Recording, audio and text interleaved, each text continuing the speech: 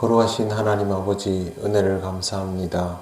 오늘도 하나님의 은혜로 이 시간 기도하러 나왔습니다. 주님의 뜻을 분별하게 하시고 오직 주님께만 아뢰는 이 시간이 되게 하옵소서. 예수님 이름으로 기도드립니다. 아멘. 찬송가 390장 하나님께 찬양드립니다. 예수가 거느리시니 즐겁고 평안하구나. 주야의 자고 깨는 것 예수가 거느리시네. 주 날 항상 돌보시고 날 친히 거느리시네. 주 날 항상 돌보시고 날 친히 거느리시네. 때때로 괴로움 당하면 때때로 기쁨 누리네. 풍파 중에 지키시고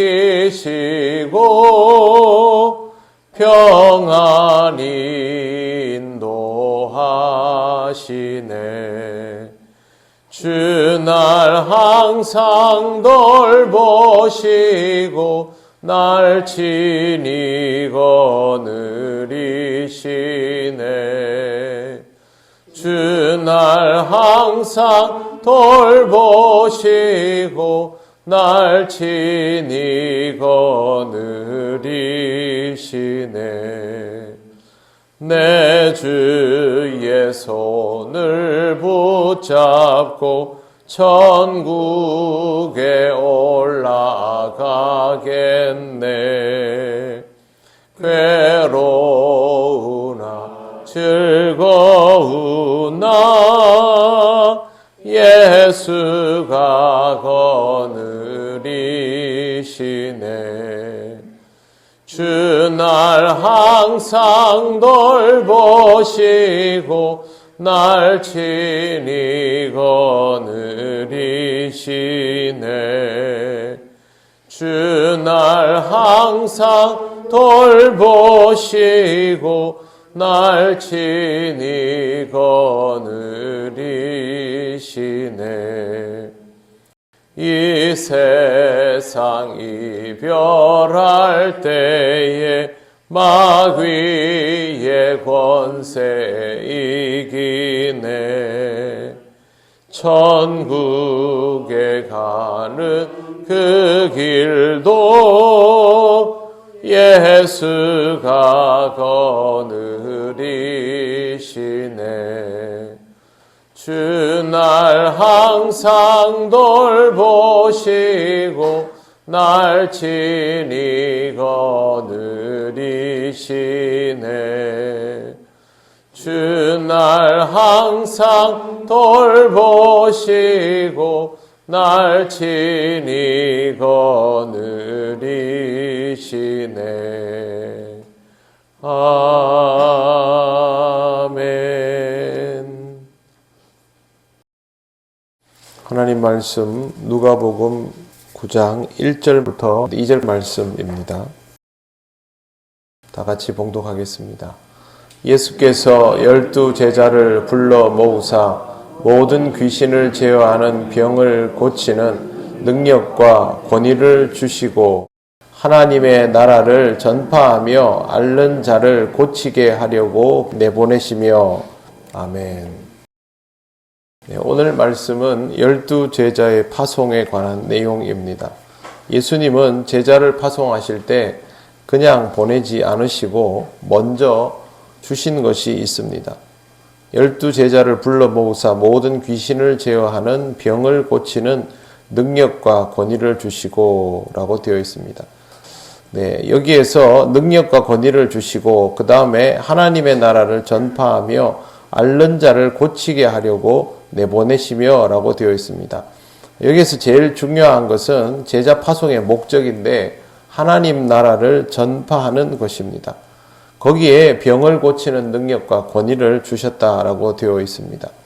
먼저 보아야 할 것은 능력과 권위라는 표현입니다. 예수님의 사역의 특성을 정의할 때 능력과 권위라는 단어를 이해할 필요가 있습니다. 먼저 능력은 예수님께서 보여주신 신적인 권능을 뜻합니다. 병을 고치시고 무리를 걸으시고 귀신을 내어 쫓는 것들이 여기에 해당이 됩니다. 그 다음 권위라는 말이 있는데 이것은 예전에는 권세라고 번역이 되었습니다. 본문에 나오는 권위는 크게 두 가지로 해석할 수 있습니다. 첫 번째는 말씀의 권위입니다. 주님의 말씀은 특별하였습니다. 성경을 읽고 그것을 잘 실천하도록 설명해 주는 그런 랍비들은 많았을 겁니다. 하지만 그 말씀의 참 의미를 깨닫게 해주는 랍비들은 흔하지 않았는데요. 성경 속에 예수님의 말씀을 들여다보면 아주 뚜렷한 특징이 있습니다.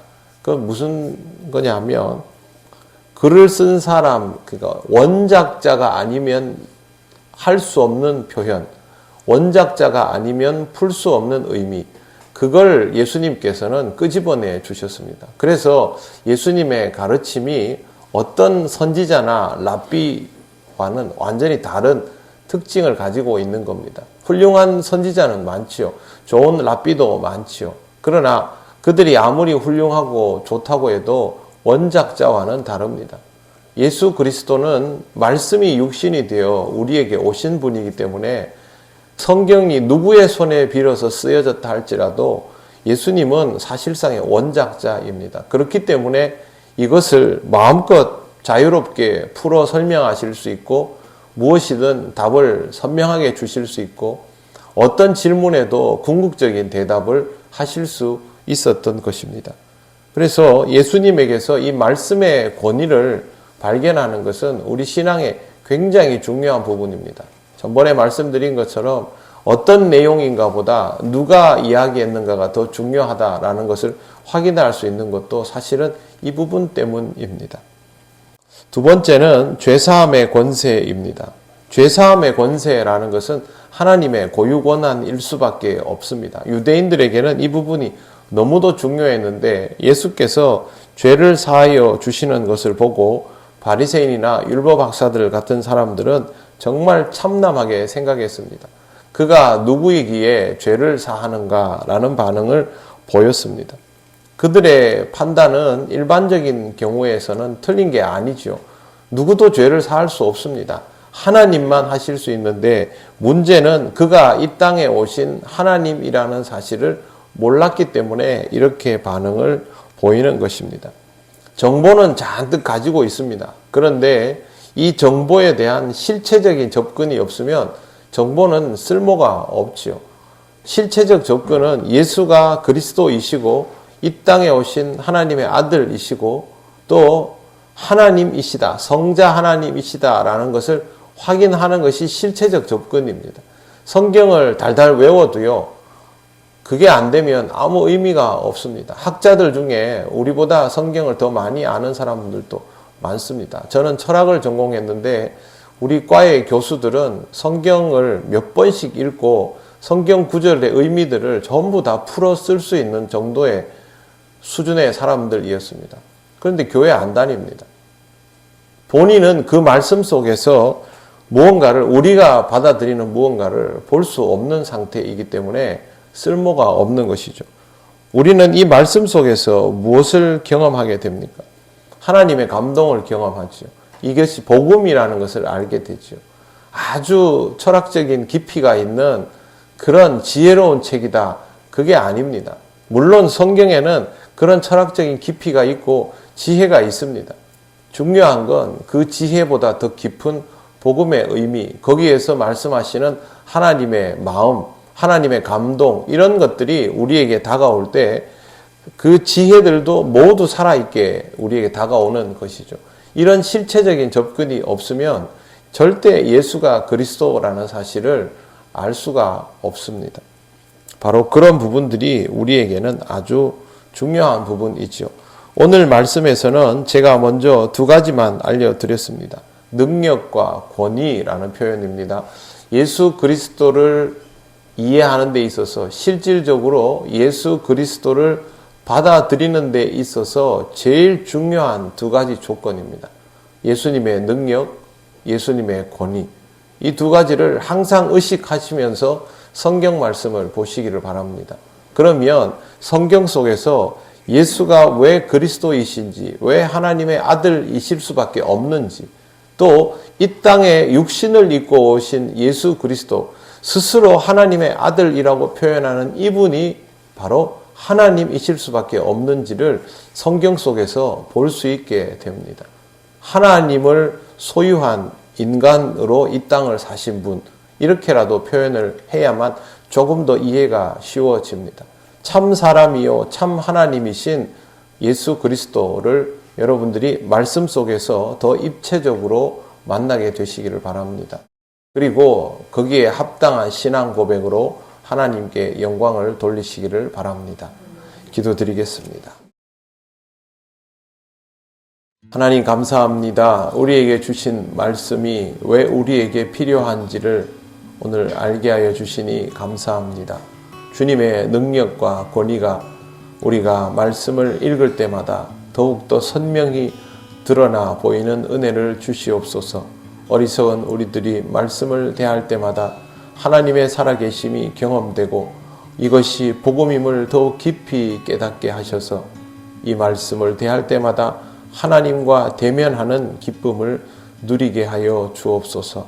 우리가 언제나 말씀 속에서 주님과 동행하는 삶이 되기를 원하오니 성령님 오늘도 우리를 인도하여 주셔서 주의 말씀을 읽을 때마다 주님과 함께하는 기쁨이 있게 하여 주옵소서.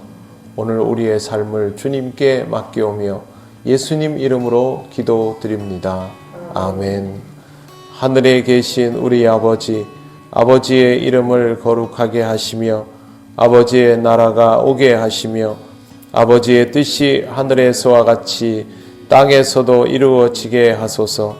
오늘 우리에게 일용할 양식을 주시고 우리가 우리에게 잘못한 사람을 용서하여 준 것 같이 우리 죄를 용서하여 주시고 우리를 시험에 빠지지 않게 하시고 악에서 구하소서. 나라와 권능과 영광이 영원히 아버지의 것입니다. 아멘.